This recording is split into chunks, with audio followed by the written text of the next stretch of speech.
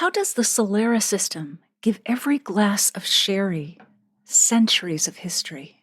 How does sherry's second terroir shape the wine just as much as the vineyard itself? And why should every great wine cellar have a mature, dry sherry?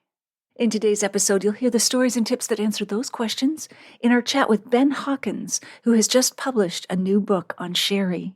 By the end of our conversation, you'll also discover how Ben won one of the wine world's most prestigious scholarships with a single word. Why Ben still remembers his very first glass of Fino Sherry more than 60 years later. How the position of a single barrel inside a winery can change the taste of the wine. What makes mature Amontillado sherry such a thrilling wine to taste? The key differences between the fortified wines port and sherry. How the aftermath of the Spanish Civil War shaped Ben's first impressions of Jerez. What might surprise you about the world's greatest sherries? What Enrama means and why sherry lovers get so excited when they see it on a bottle. And why Palo Cortado is considered the most mysterious style of sherry. Welcome to episode 397.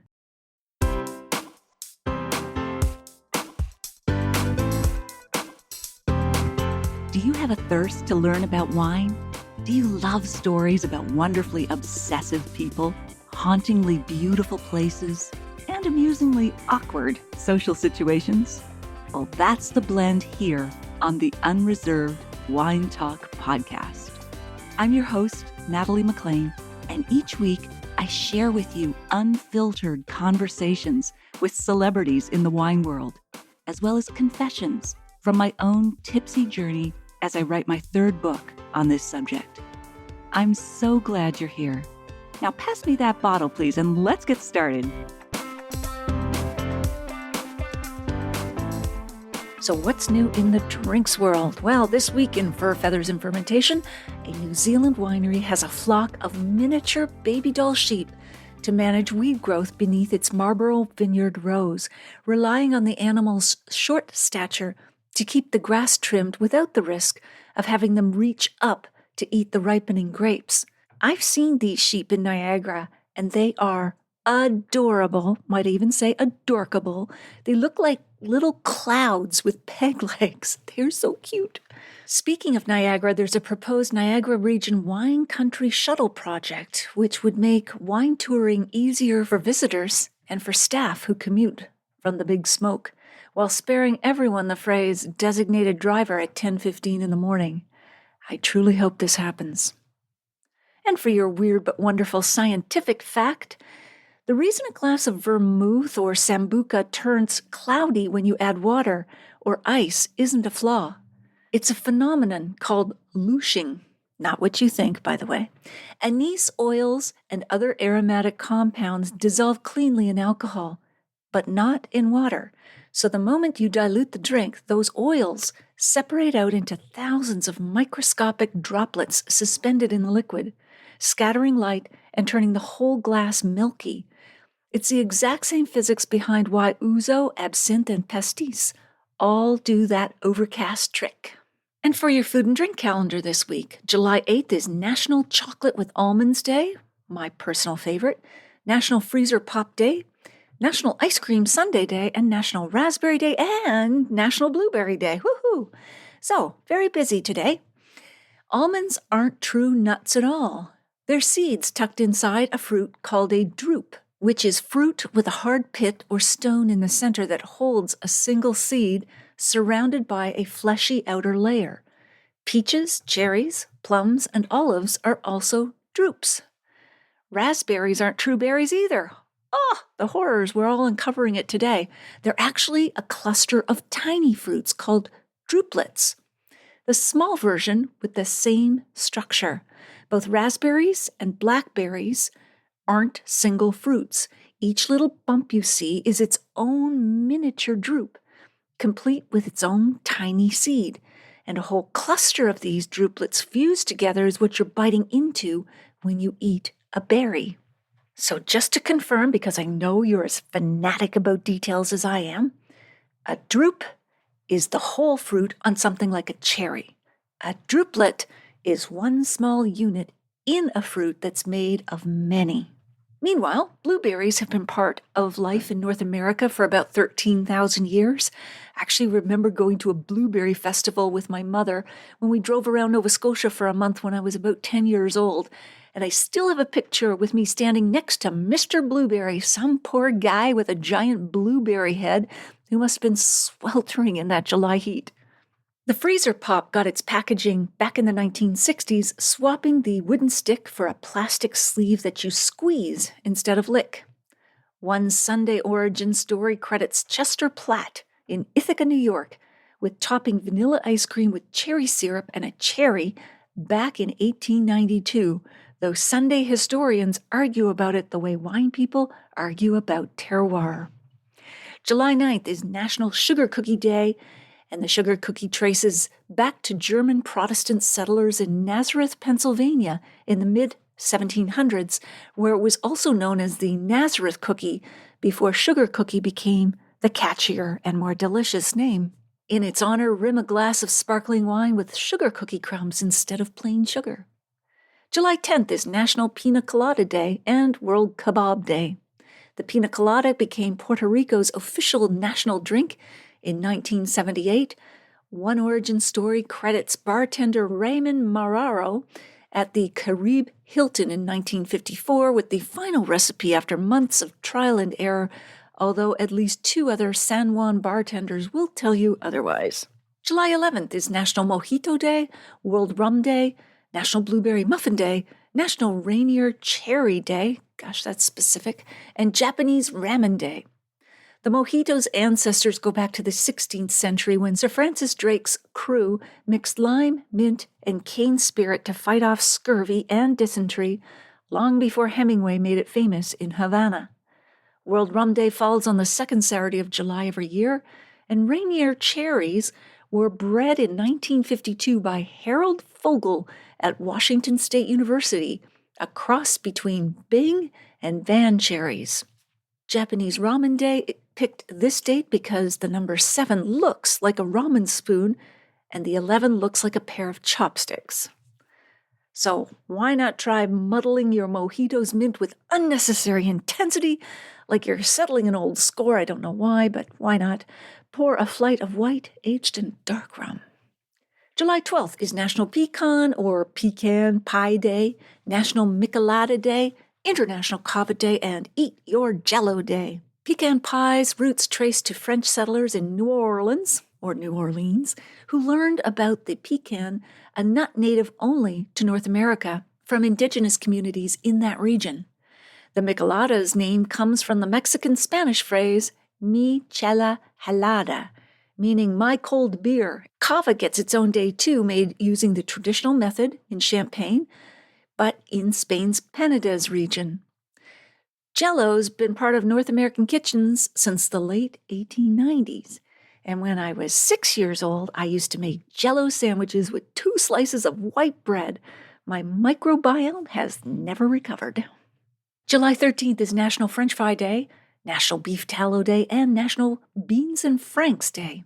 French fries are widely believed to have started in Belgium, where during a hard freeze in 1680, villagers who usually fried small fish from the river cut potatoes into fish shapes instead and fried those.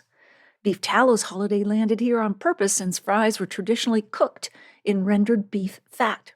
Contrary to some very misguided senior official health advice that we've had lately, it is not a healthy cooking option. Beans and Franks, also called beanie weenies, is a humble food with a long history at the family table. July 14th is National Grand Marnier Day, National Mac and Cheese Day, and Bastille Day. Grand Marnier was invented in 1880 by Louis-Alexandre Marnier Lapostelle, who blended cognac with bitter orange. Legend has it that Caesar Ritz, founder of the Ritz Hotels, suggested the name, telling Lapostelle it deserved a grand name for a grand liqueur. Bastille Day marks the storming of the Bastille prison in Paris in 1789, and French-style picnics with wine, cheese, and bread are the traditional way to mark it. Mac and cheese didn't originate at the White House, but the dish did appear there in the early 1800s which helps cement its status in American kitchens. Float Grand Marnier on top of a margarita and call it a Cadillac margarita. Pack a Bastille Day picnic with rosé, baguette, and cheese and bring napkins so you look like you planned it. Meanwhile, on CTV's CP24 breakfast television show, we chatted about great drinks for watching the World Cup. Now, although Canada's elimination match against Morocco was a heartbreaker, I'm so proud of their historic wins in this tournament and making it to the semifinals.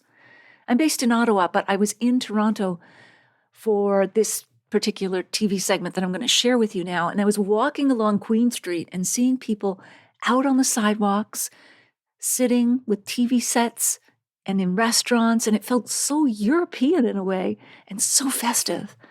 And the night before this segment, I had dinner at a bar where there were 6 large TV screens to watch the game against Qatar.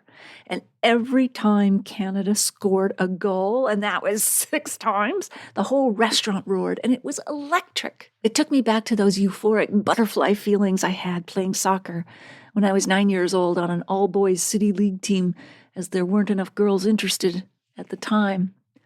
Goal!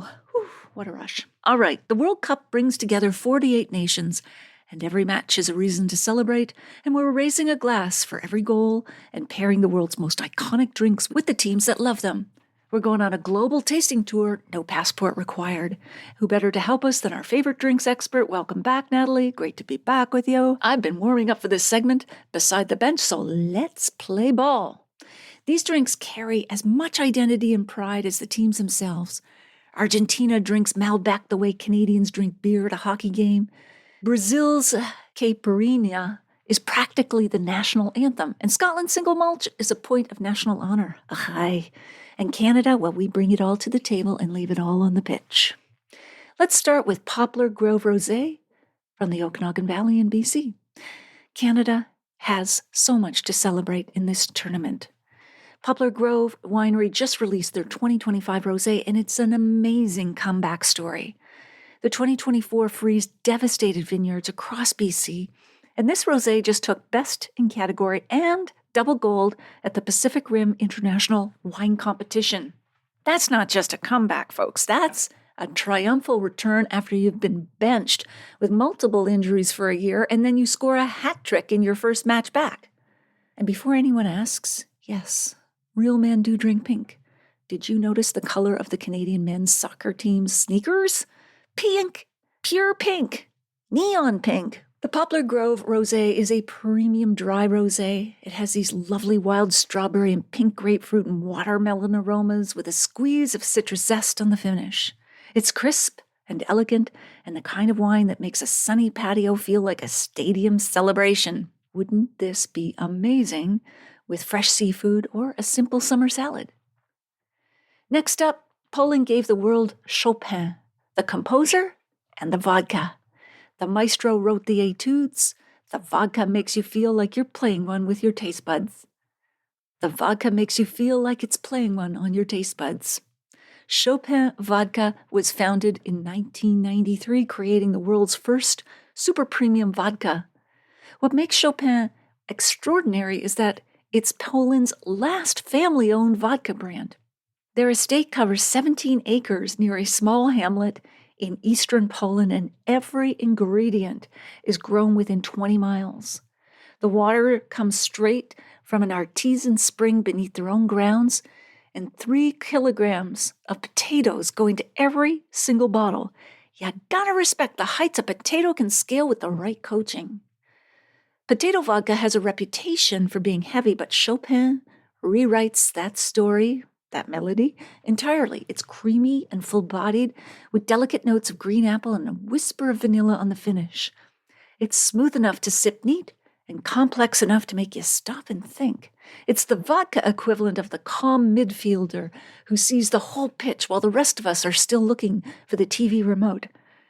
This would be stunning over ice and a plate of smoked salmon Bellini. Next up, the Glenmorangie Original 12-year-old from the Highlands of Scotland. Scotland has been making whiskey for centuries, and Glenmorangie has been doing it since 1843. The distillery sits in the Scottish Highlands. Scotland is free! Just watch Braveheart. And they have the tallest stills in Scotland, roughly the height of an adult giraffe. That's 19 feet, by the way. And when your stills are this tall, only the lightest, most elegant vapors make it to the top and get distilled. Now that's the perfect blend of engineering elegance and dinner party trivia. The genius behind the bottle is Dr. Bill Lumsden, Glenmorangie's director of whiskey creation. He first tasted Glenmorangie while he was studying for his PhD in yeast science. That's very specific. He fell in love with it and helped shape the distillery's modern direction. He's been named Master Distiller of the Year 4 times in the International Whiskey Competition. In 2024, Glenmorangie added 2 additional years of aging to this expression, bringing it to 12 years and deepening the complexity beautifully. 12 years in former bourbon barrels gives this whiskey a sun-ripened citrus, creamy vanilla, and honey note on the nose, followed by layers of ripe peach, mandarin orange, and gentle spice on the palate. The finish is long and elegant with lingering fruit and a whisper of almond. It's silky, medium-bodied, and welcoming enough for newcomers, while rewarding enough for seasoned Scotch lovers. Ah, yes. It took gold at both the World Whiskey Awards and the San Francisco World Spirits Competition, which is like winning the World Cup of Whiskey. This would be gorgeous alongside seared duck in a citrus glaze. We move now to Tanduay Especia spiced rum from the Philippines. The Philippines is proudly represented here by Tanduay Especia spiced rum, new to the LCBO, and it's gorge. It was founded in 1854, which makes it the oldest rum producer in the world. And June is Philippine Heritage Month, so the timing couldn't be better. This rum is crafted from a blend aged up to 7 years in former bourbon barrels, and the spice profile reflects the Philippines' rich tradition of tropical spices and sugarcane cultivation. This is not your standard Caribbean spiced rum. Tanduay brings an entirely different cultural perspective, an Asian heritage, Filipino craftsmanship, and warm climate agriculture. The nose is inviting with vanilla, caramel, and cinnamon, and on the palate, warm baking spices layer over honey, soft tropical fruit, and a touch of oak. The finish is long and gently warming, best over ice, which opens the spice notes beautifully. This rum would be perfect with grilled barbecue ribs or chicken skewers to complement the rum's warm spice and caramel tones, or even grilled pineapple or mango to enhance the tropical fruit notes. We're coming home to Canada with Clos du Soleil's signature from the Similkameen Valley in British Columbia. It's a Bordeaux-style blend of Merlot, Cabernet Sauvignon, Cabernet Franc, Malbec, and Petit Verdot. That's a 5-player formation with structure, depth, power, and finesse, and a head coach who knows what he's doing. Since 2026 is the winery's 20th anniversary, winemaker Mike Clark is celebrating with a wine built to last decades. He uses wild, spontaneous fermentation, which means the wine is shaped by the natural microflora of the vineyard itself. The vines are organic and biodynamic, and every vintage tells the story of the Similkameen for a specific year. This wine took double gold at the SIP Best of the Northwest Wine Competition, which is, of course, like winning the World Cup of Wine. Decant this for an hour before drinking, as this wine has a pre-game routine that'll make it a great match for hearty foods. On the nose, pencil shavings, raspberry, cedar, and blackberry with pepper.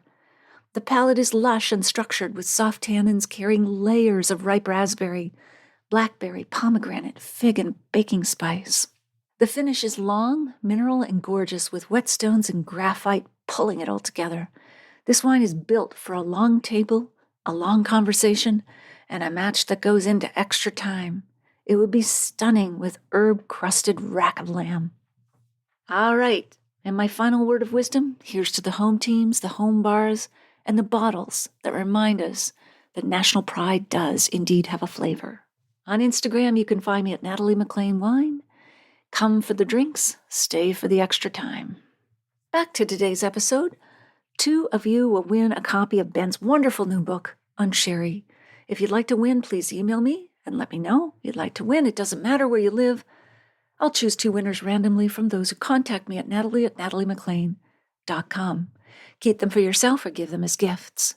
Congratulations to Scott Stevens from Suffolk, England, who has just won a copy of Why We Drink Too Much, The New Science of Alcohol by Dr. Charles Knowles. If you'd like to win one of 6 books I have to give away, please email me and let me know, hey, I'd like to win. And if you're reading the paperback or ebook or listening to the audiobook of my memoir, Wine Witch on Fire, Rising from the Ashes of Divorce, Defamation, and Drinking Too Much, a national bestseller and one of Amazon's best books of the year, I'd love to hear from you at natalie@nataliemclean.com. There's also a terrific free guide for book clubs. I'll put a link in the show notes to all retailers worldwide at nataliemclean.com/397. Okay, on with the show.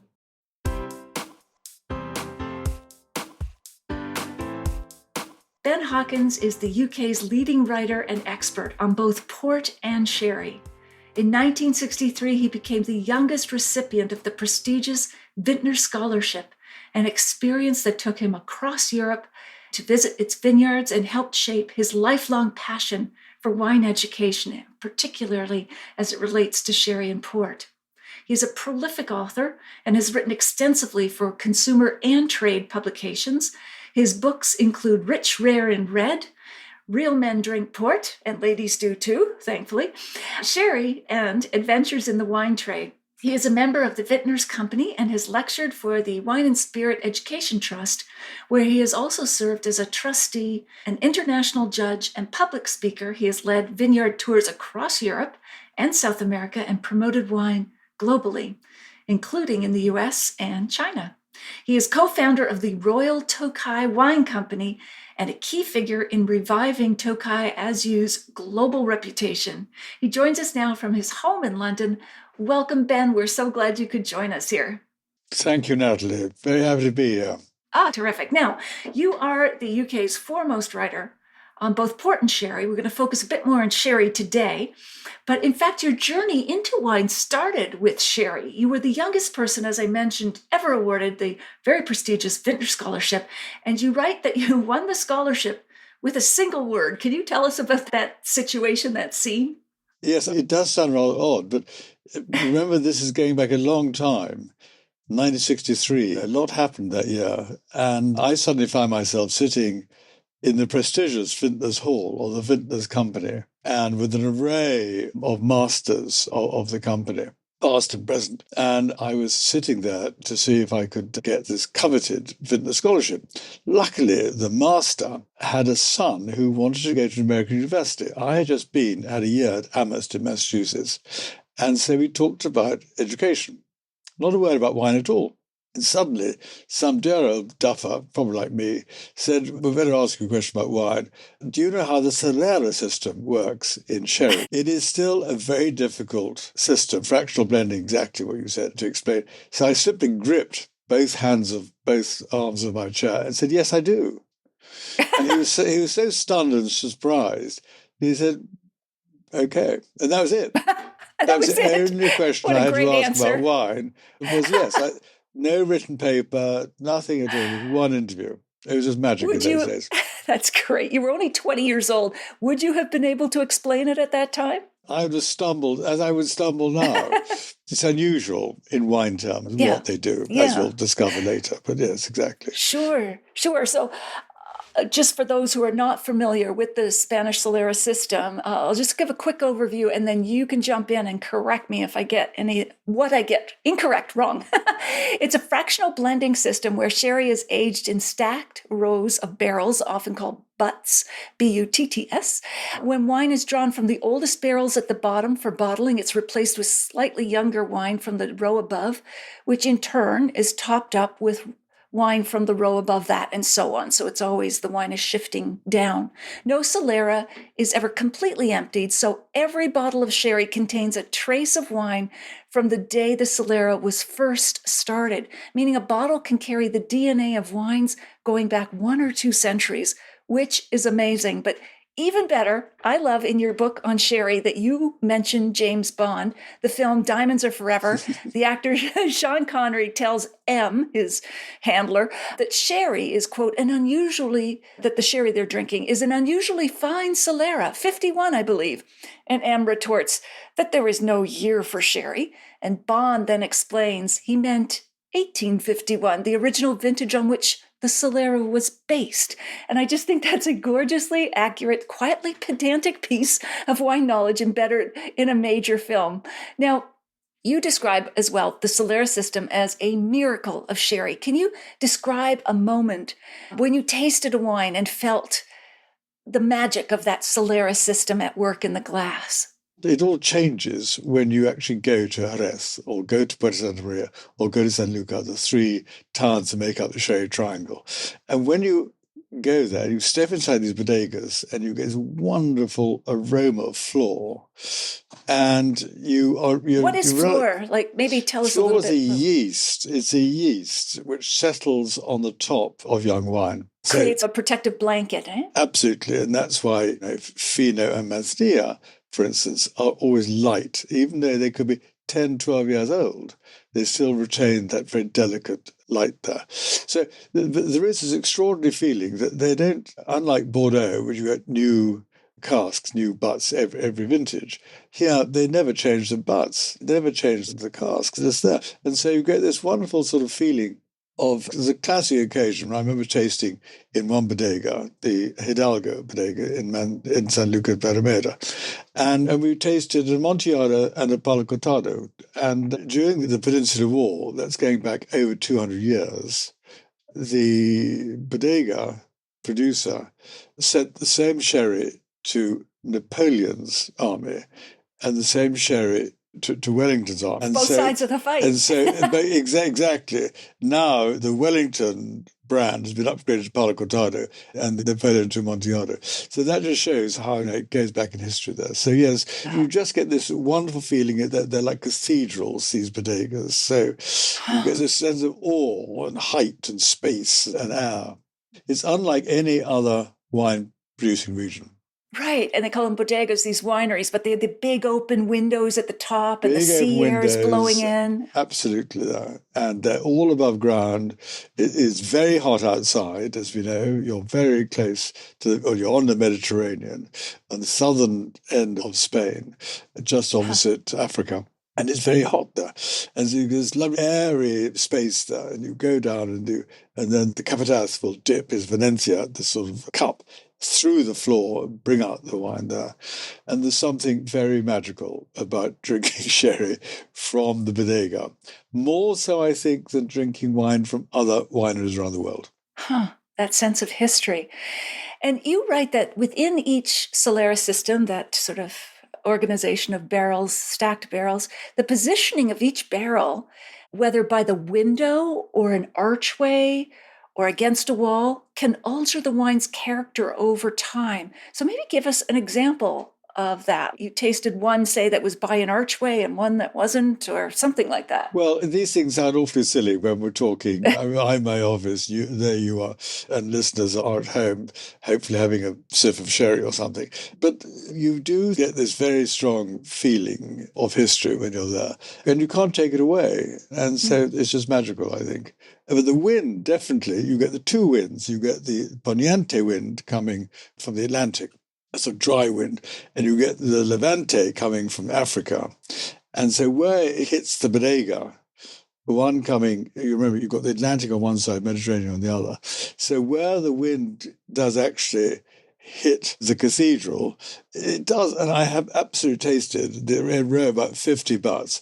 I go on one end, in the middle, at the end, exactly the same wine, and they did taste different. Now, could I tell the difference? No.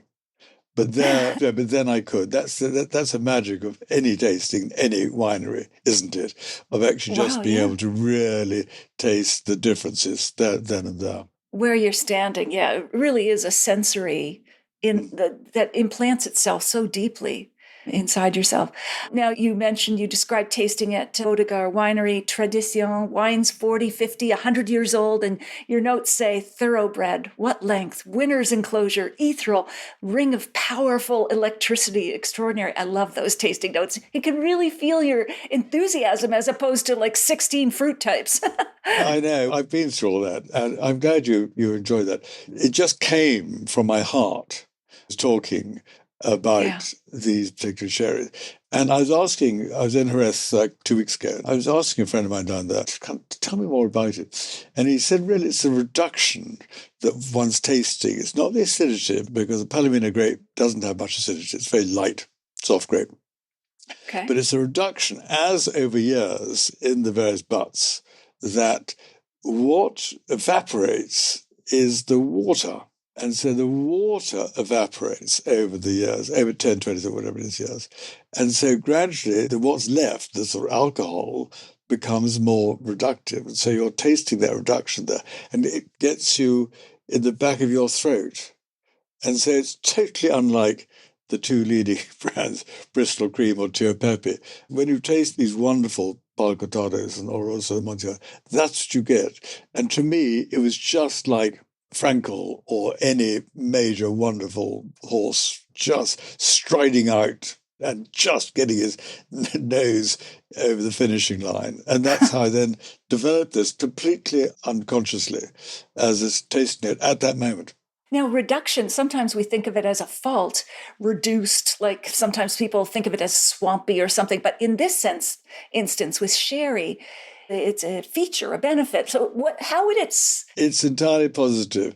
And I don't ask me why or how. I don't. But I mean, Okay. it just isn't entirely positive. Other people, I'm sure, have other ideas. So maybe reduced means just more concentrated, more It's of just, in itself. this case, it means more concentrated. And there's a taste of pure purity. It is not impure at all. I'm sure Okay. people have a view on that, but basically, that's the closest I've got to describing that kind of unctuous taste that you get in your mouth when you taste these lovely dry old sherries. Now, you describe the Aberritza soil of Jerez or sherry as sublimely chalky, able to absorb up to 34% of its weight in water, which is remarkable. And you explain that in the summer, this same white soil reflects the sun's rays onto the underside of the grape bunches, so it's warming and ripening them. And you trace that same chalk seam from Jerez across the floor of the English Channel to the White Cliffs of Dover, into the wine-growing counties of England, Kent and Sussex. I'm sure part of it is also Champagne's white soils. Which one plays more of an important role in shaping sherry's character? Is it the soil or the Solera system or both? It's a cop-out because it's a bit of everything. But just to be clear on this, is that if you look at Europe and Northern Europe, you get the Northern France being a sort of most well-known vineyards in Northern France where champagne is produced. And you look at the southern part of Europe and you get to the Andalusia in Spain where sherry is produced. So you've both got white soil. So it's the white soil from Champagne that goes under the channel more and hits the English vineyards there. But what's interesting is that Champagne can be a still wine, was up until about 100 years ago. But now, of course, it's more known as sparkling wine. So because the grapes and the soil weren't that good in themselves, you had to create something which actually made it really special, champagne. Same thing in sherry is that because the Palomino grape is quite gentle and soft, it doesn't actually produce great wine by itself there. You need to do something with it. And again, over the centuries, out came sherry fortified into sherry. But sherry is unique, I really think, although you've got the wonderful deep cellars in Champagne and all the rest of it there, but somehow it's the airy space of the cathedral like bodegas that does definitely give it, they call it the second terroir. The first terroir obviously is soil, but in the rest they call it the second terroir is actually in the bodega. So it gives you two terroir interactions, if that's not completely balmy. Yeah, no, that's great. And this is very high level, but of course, port and sherry are both fortified wines, meaning there was more grape brandy or something sweet to get the higher alcohol level. Table wines clock in at about anywhere from 12 to 14% on average, but sherry and port are up toward the 19 range. So what's the primary difference with sherry and port in terms of when the sugar is added or grape brandy and when fermentation stops? The grape brandy is not sweet. It is natural grape brandy. So it's dry. It's a natural bill. What you do in port, you stop the fermentation sooner, and that retains the sweetness in the must, which becomes the wine there. So when 20% of bottled port is in fact grape brandy. So you stop the fermentation, bingo, that's it. In the rest, it ferments naturally to about 12, 13, and then at 15, that's where the Fino stop, and when the floor goes away, then it gets oxidized, then you add more grape brandy to it, up to about 18, 19 degrees there. So one is when you stop the fermentation, as in port, and then add the grape brandy, and in sherry you ferment out completely, because obviously the grape's slightly sweet. Exactly. Yes. Yeah. Okay, got it. All right. So part of winning you the Vintner Scholarship was a trip through Europe to visit some of the finest vineyards. And Jerez, you described the wineries or bodegas, as we've already talked about, as vast cathedral-like edifices, open windows, letting in the cool ocean breezes. You also saw the Los Mutilados, the mutilated Civil War veterans still in uniform. How did you feel seeing that image on the streets 25 years after the Civil War in Spain had ended, alongside of these Spain's great luxury wines? You put it very well. It's a long time ago, 60 years ago, and Jerez has changed. But what hasn't changed is this wonderful, noble family feeling of Jerezanos who make up the great sherry companies and much else as well. Most of them got titles. They all speak English with a wonderful accent, and from the back of their throats like this, they all talk like this. And it's very elegant, and lots of friends of mine who talk like this, absolutely. And that's wonderful. So the sherry's royalty, if you like, are still there. Now the Gonzalez Bias, the sort of main lead. But in those days, you're absolutely right, Mutilados they got one leg, one arm. We didn't really appreciate what they'd been through. We were 19, 20 years old when we all met down there. So, but it was, looking back, it was a result of history. That's what they were. They didn't beg so much, but they helped you park your car when you didn't need your car being parked. They still do to this day in some way. They would definitely sort of help you with their crutch, and so you then gave them a few pesetas. So it was definitely in those days, but then so was London. All these cities really were pulverized by the war. Mm-hmm. Yeah. But there was a great contrast. Yes, of course, there was. Huge contrast. Yeah, especially for you as a 20-year-old back then. Today, what do you think is the most misused tasting descriptor when people try to describe sherry wines? What is it that you think is... I think what's lucky if people actually taste sherry wines. Okay, let's get to the tasting first. People drink sherry as they drink, really, the majority, as the cream sherries, Bristol cream, or Croft Original, lighter cream sherry, which I helped evolve. And then you get your Finos, your Tio Pepe and Lainas there. So people, because there's no vintage attached, people just don't sort of taste them in the same way as they taste new vintages of other wineries. So I think the most surprising thing, which I love, is, good Lord, I didn't realize sherry was dry. When you look at a Amontillado or Palo Cortado that I've got here, and that is actually bone dry. And so all these sherry are bone dry. And so that's where we are. And what I'm trying to do is to tell those few people in the world who are interested that if they have a great wine cellar, a great wine collector, it is not complete without some wonderful dry old sherry. Researching this and your book convinced me to get back to sherry, which you're going to do right after we talk. I've got a glass with me. Oh, good to represent there. So before we dive further, paint us a visual map of where Spain is on the European map, for those who are fuzzy about this, maybe the bordering countries, and where the sherry region is within Spain. You mentioned a triangle, but let's just situate where we're talking about.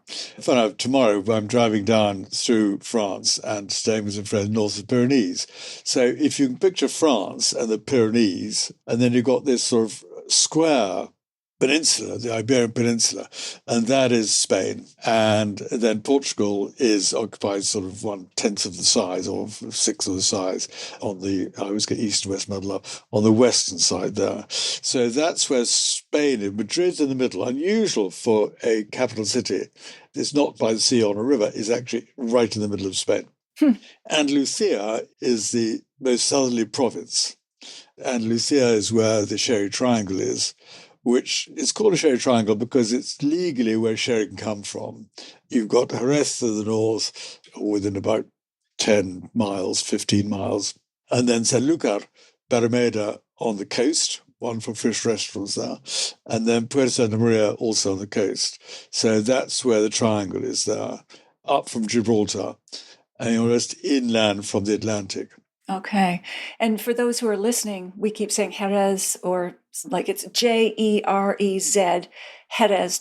There's no J, like Jose. It's not Like Jose. Exactly. Jerez, Yeah. Jerez. Yes. And they say it like a TH on the end instead of the Z, eh? Jerez. Okay. Because the full title of, you think Jerez as being a sort of village, it's in fact a city. Yeah. And because it was one of the 6, 7 or 8 towns that helped keep the Moors south who were coming north. So that was a great, so it was a status of city.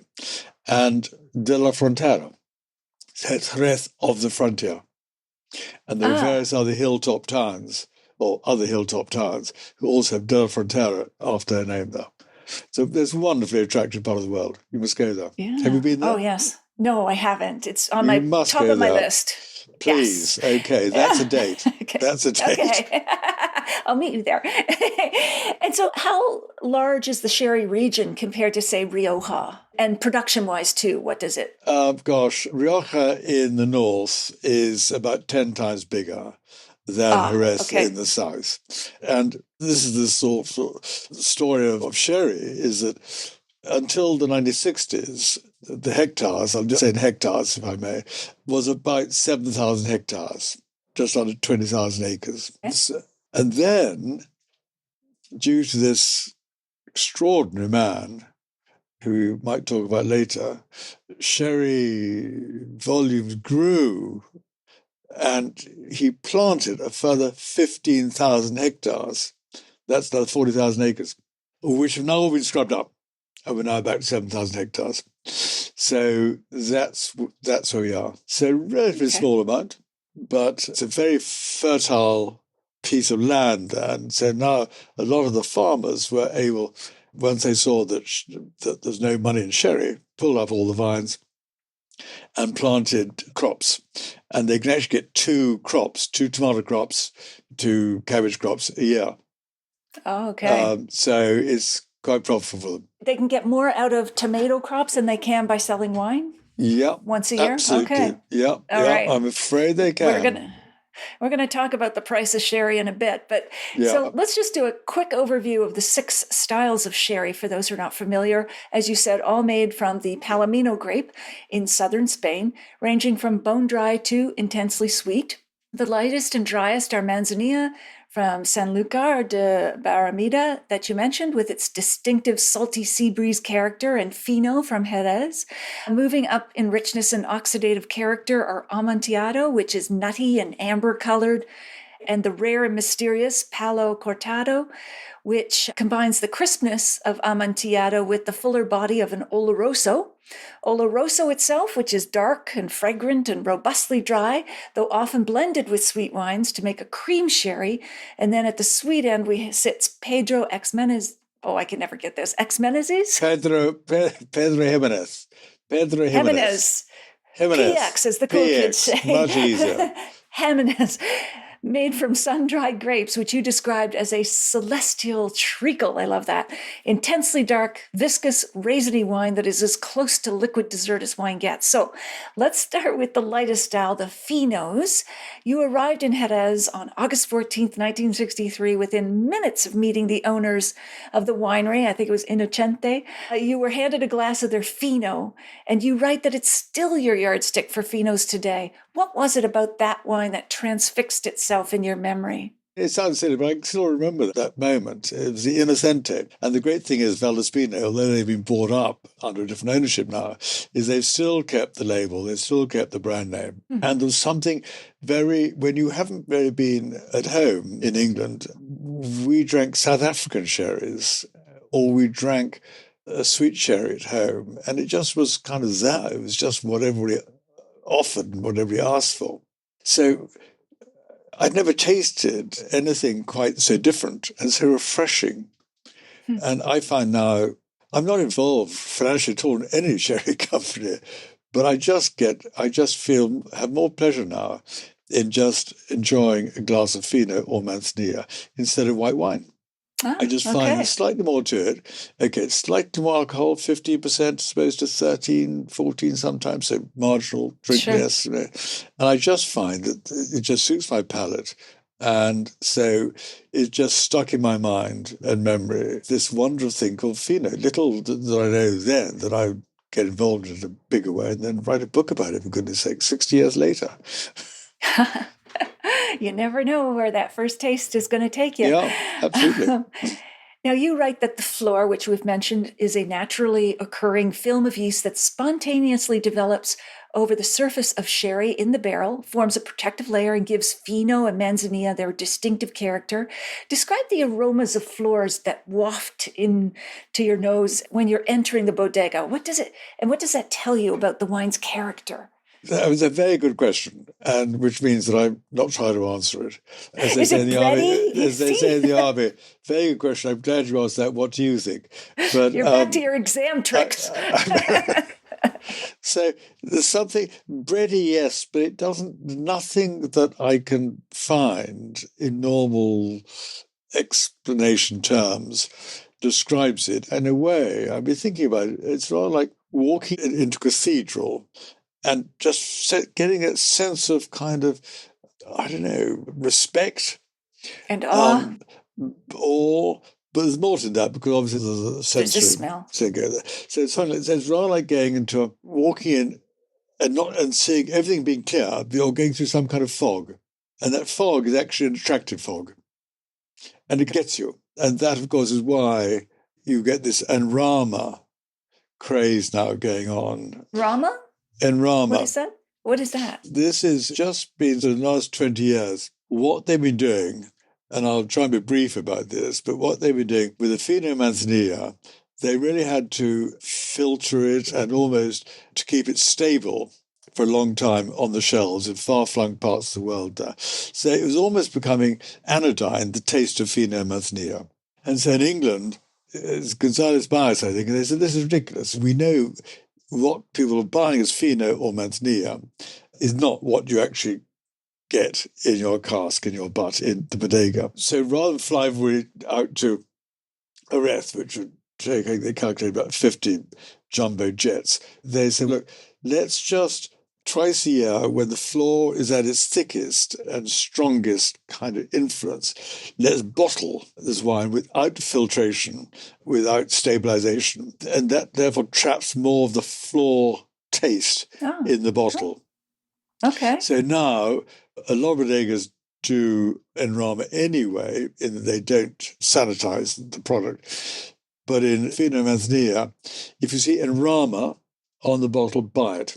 It'll cost you a couple of extra bucks, but it is worth it because you're getting that much more taste of what actually leaves the bodega.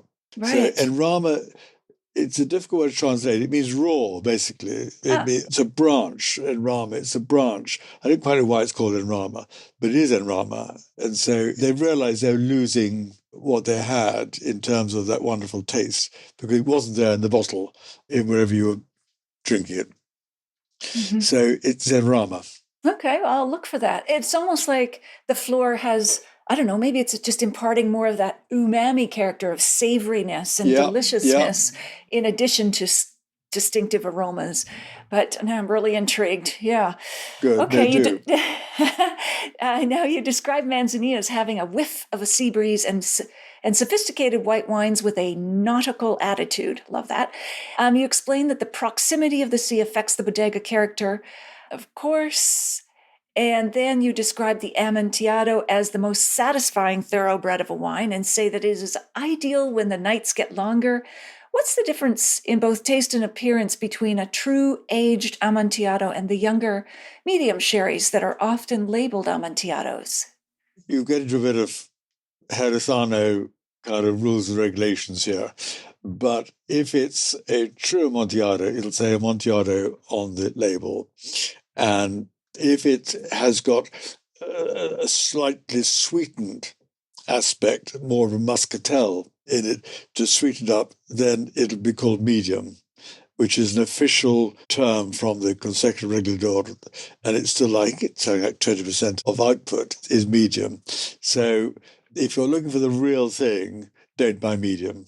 Okay. Oh, all these secret insider tips. That's great.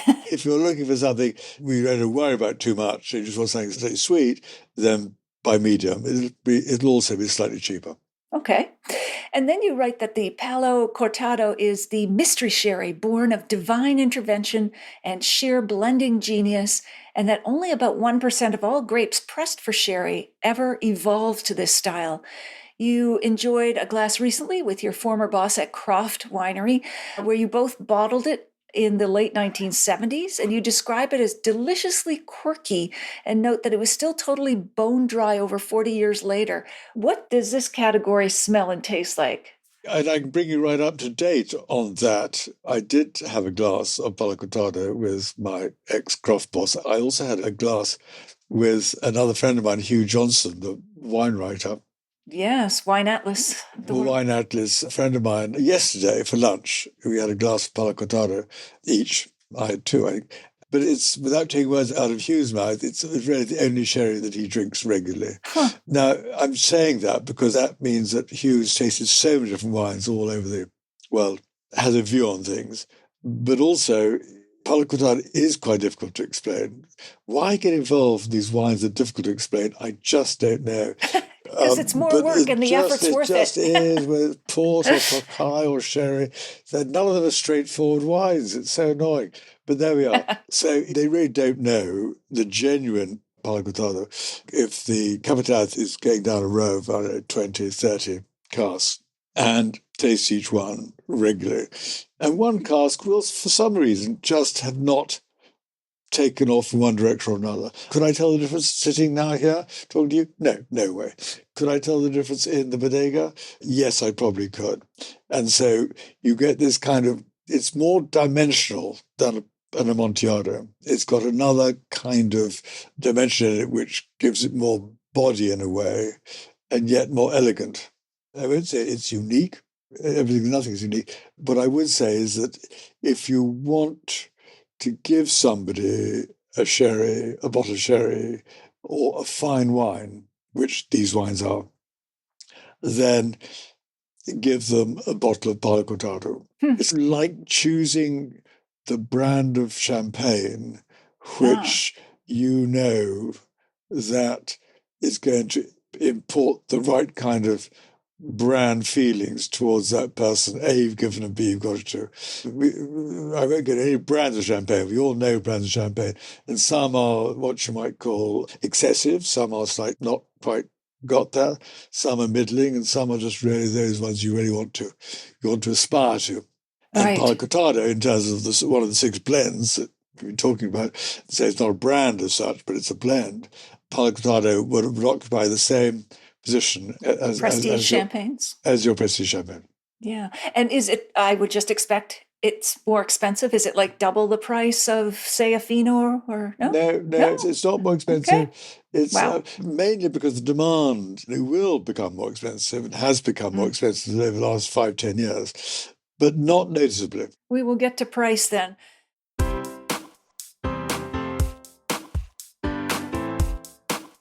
Well, there you have it. I hope you enjoyed our chat with Ben. Here are my takeaways. Number 1, how does the Solera system give every glass of sherry centuries of history? As Ben explains, it all changes when you actually go to Jerez or to Andalusia or Sanlúcar, the 3 towns that make up the sherry triangle. You step inside these bodegas or wineries and you get that wonderful aroma of flor, the yeast that settles on top of young wine, and why Fino and Manzanilla, for instance, are always light, even though they could be 10 or 12 years old. Unlike Bordeaux, where you use new casks or butts every vintage year, the sherry makers never change theirs. He recalls a tasting at one bodega, the Hidalgo bodega in Sanlúcar, and he tasted their Amontillado and Palo Cortado that was made during the Peninsular War. That's going back 200 years. The bodega producer sent the same sherry to Napoleon's army and the same sherry to Wellington's army. That is mind-blowing.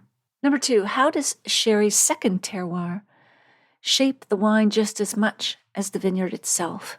Well, if you look at Northern Europe, Ben explains, you'll get Northern France being the most well-known vineyards where champagne is produced.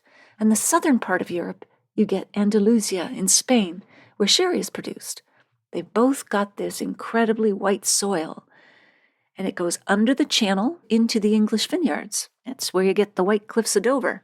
But what's interesting is that champagne can be a still wine, and it was until about 100 years ago, but now it's sparkling. Because the grapes and soil weren't that good in and of themselves, you had to create something to make it special. He says it's the same thing with sherry. Because the Palomino grape is quite gentle and soft, it actually doesn't produce great wine by itself. You have to do something with it. And over the centuries, out came sherry, fortified. And it's unique. Somehow it's that airy space of the cathedral-like bodegas that actually define it and give it that second terroir.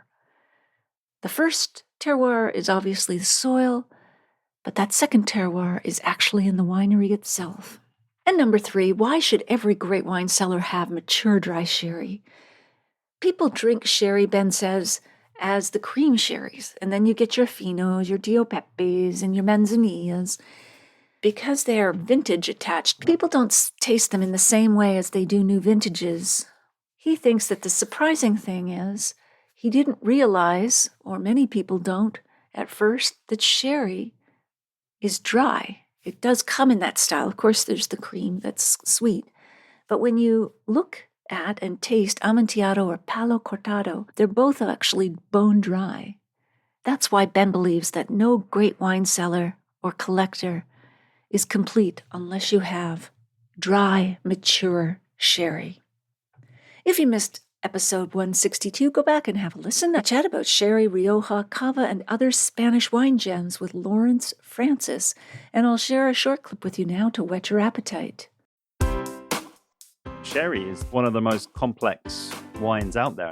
Sauterne is always going to have this amazing length and intensity, but sherry in the right hands, you can almost just turn it up. There's so many different colors and different flavors to paint from it. I think they're on the right track in talking about how well it goes with food. Food is a wonderful way to hook people and to get them to want to know more about a wine. It's a great way into wine itself, but also categories of wine that have maybe suffered from misconceptions, like sherry has often been pegged as the Oxford Dawn University professor wine behind the books, or granny's wine, or whatever, but it is complex. It's nutty. It's wonderful. It has this range of styles from sweet to dry.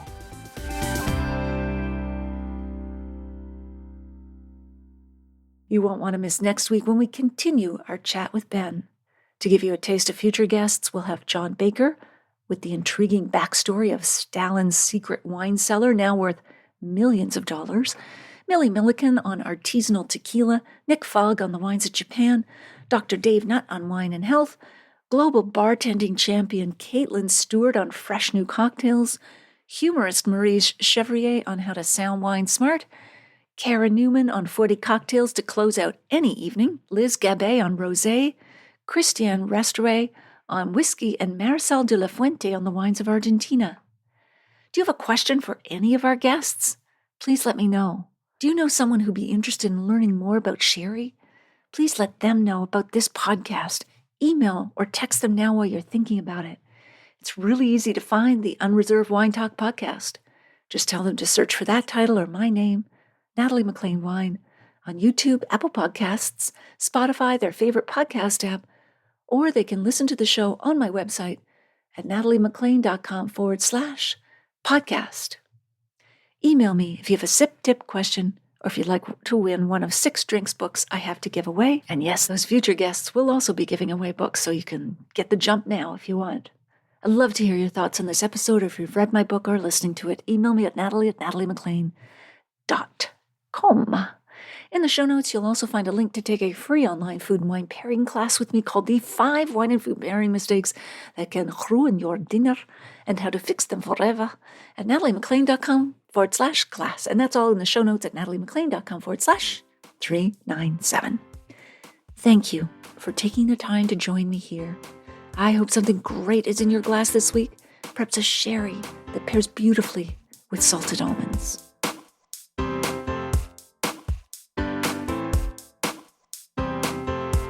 You don't want to miss one juicy episode of this podcast, especially the secret, full-bodied bonus episodes that I don't announce on social media.